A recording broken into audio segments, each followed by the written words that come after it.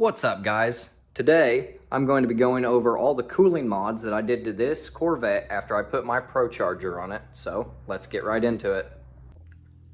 Alright, so one of the first things that I did on this car after I put this centrifugal supercharger on it was I installed a 160-degree thermostat from Mishimoto.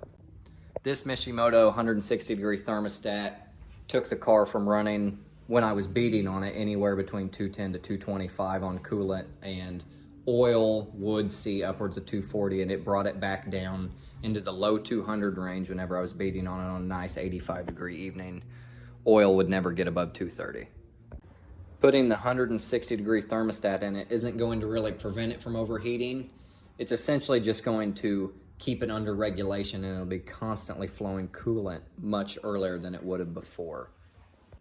There is some mixed reviews on a 160-degree thermostat. I've had people tell me, I shouldn't be running this on my car, this, that, and the other.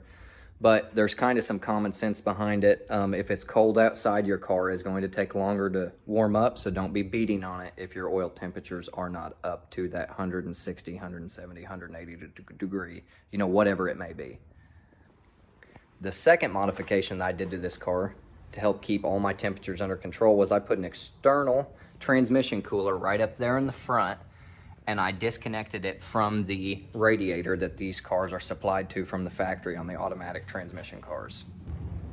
You can't see it very well, but it essentially mounts just straight to the front of the radiator. I wish I could get in there and see it, but I don't have a flashlight with me.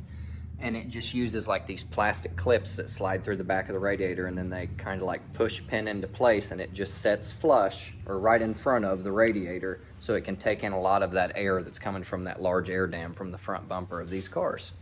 I had several people tell me when I was doing this that I needed to purchase the DeWitt's radiator, the big radiator, their electric fan setup and everything, otherwise this car was going to overheat. And I put 5,000 pretty hard miles on this setup of racing in Mexico, and this car has had no temperature issues with either the motor or the transmission. The external transmission cooler was a Hayden. It was not a True Cool, it is a Hayden. If I remember right, I purchased it for $199. For only 2 credit cards on HP Tuners, but you can set your fan to come on at a slightly sooner time.